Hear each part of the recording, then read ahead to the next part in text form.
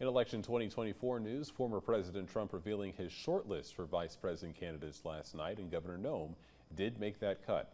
While interviewing Trump at a town hall event in Greenville, South Carolina last night, Laura Ingraham listed off a few potential candidates to the former president, including Florida Governor Ron DeSantis, biotech entrepreneur Vivek Ramaswamy, and Noem.